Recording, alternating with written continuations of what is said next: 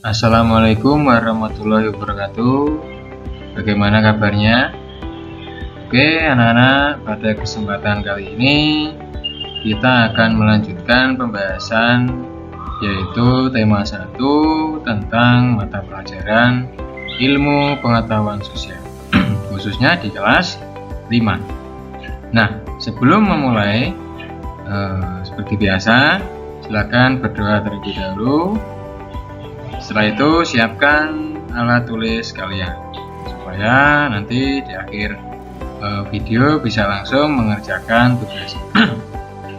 Oke, langsung saja kita bahas ya. Ini adalah lanjutan dari materi sebelumnya tentang mata pelajaran ilmu pengetahuan sosial. Pengaruh kondisi geografis Indonesia sebagai negara maritim.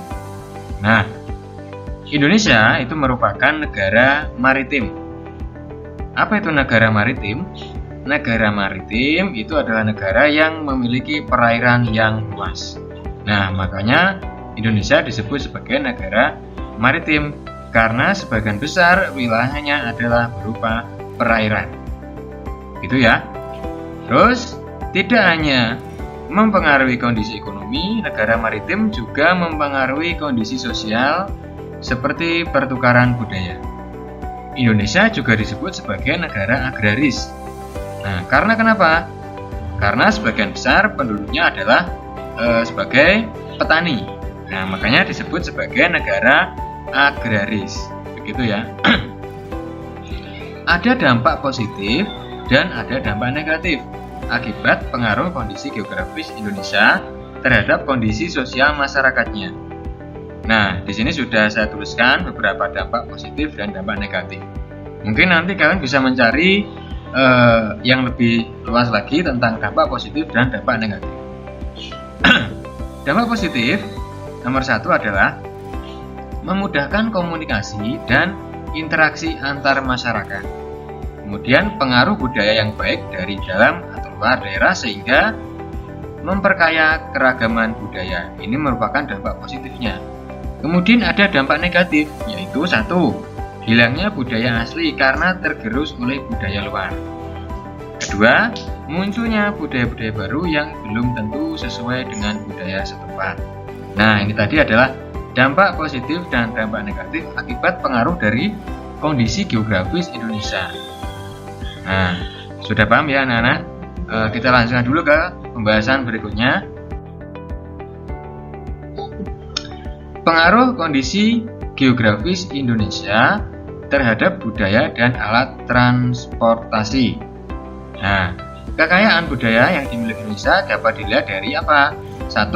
Keragaman suku bangsa. Karena Indonesia banyak sekali suku bangsa, ya, dari berbagai daerah, dari berbagai pulau, provinsi, berbeda-beda suku bangsanya. Nah, kemudian bahasa daerah yang beragam. Setiap daerah memiliki bahasanya sendiri-sendiri. Ya, misalnya seperti Jawa, kemudian bahasa Sunda, ya.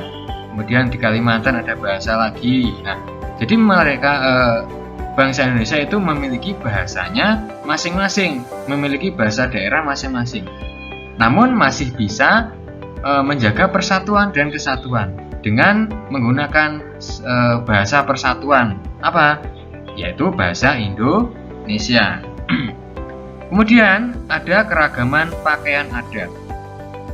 Pakaian adat di seluruh Indonesia, di seluruh wilayah daerah masing-masing memiliki pakaian adat yang beragam. Ya, mereka pasti daerah, misalnya contoh daerah Jawa, pakaian adatnya juga ada sendiri. Ya, Jawa Timur, Jawa Tengah, Jawa Barat, atau mungkin Kalimantan, ya. Mereka semua memiliki pakaian adat yang beraneka ragam. Kemudian ada juga keragaman rumah adat. Nah, rumah adat di berbagai daerah juga tidak sama, ya. Ini merupakan keragaman tempat tinggal.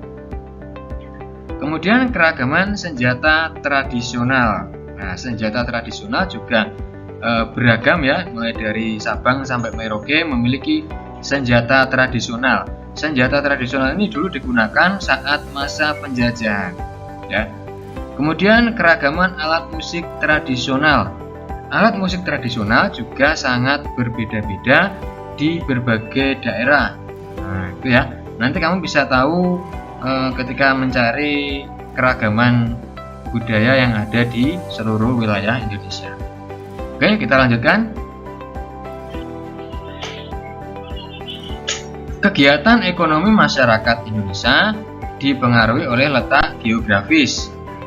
Kegiatan ekonomi meliputi 1. Daerah pedesaan. Nah, daerah pedesaan itu ada apa? Ada kegiatan yaitu petani dan pedagang. Nah, ini merupakan kegiatan ekonomi yang ada di daerah pedesaan. Kemudian ada juga di daerah pantai. Daerah pantai itu bisa meliputi seperti nelayan, petani garam, petani rumput laut, petani tambak.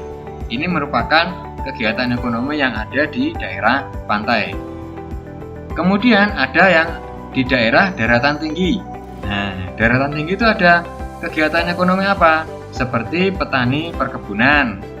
Kemudian ada penjual sayur, itu ada di wilayah daratan tinggi.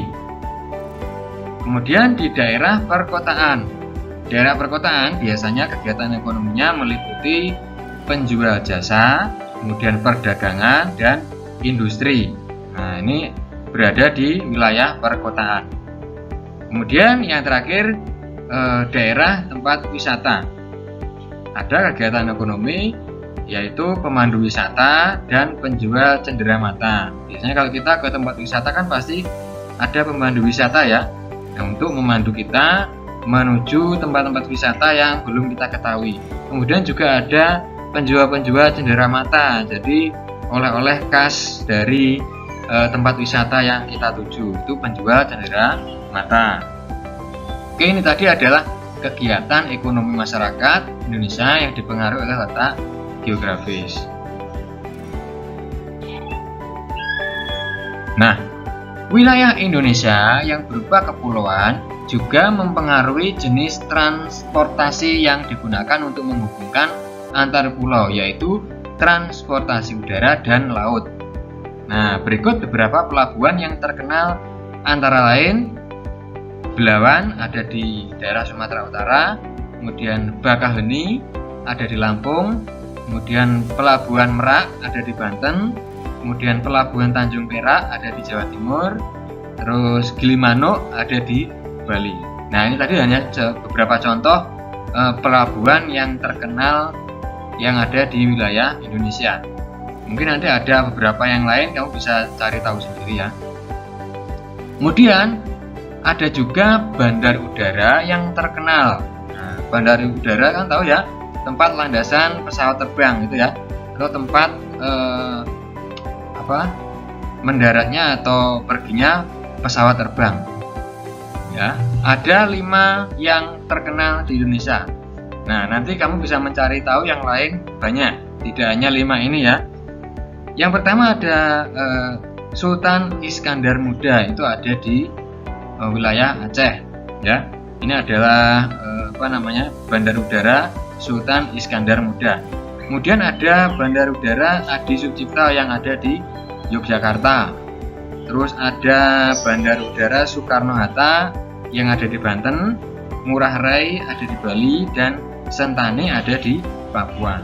Nah, coba kalian cari tahu lagi ada berapa, ada apa lagi jenis atau pelabuhan yang terkenal di Indonesia selain 5 di sini, dan jenis bandar udara yang terkenal di Indonesia selain yang Bapak tulis di sini.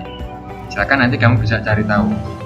Oke, untuk materi hari ini selesai, tidak banyak ya, karena ini adalah materi yang terakhir di tema 1, khususnya mata pelajaran ilmu pengetahuan sosial. Seperti biasa, di akhir ada soal evaluasi. Nah, di sini ada 4 soal. Ya, silahkan kalian jawab di buku tulis kalian. Jangan lupa untuk diberi poin judulnya.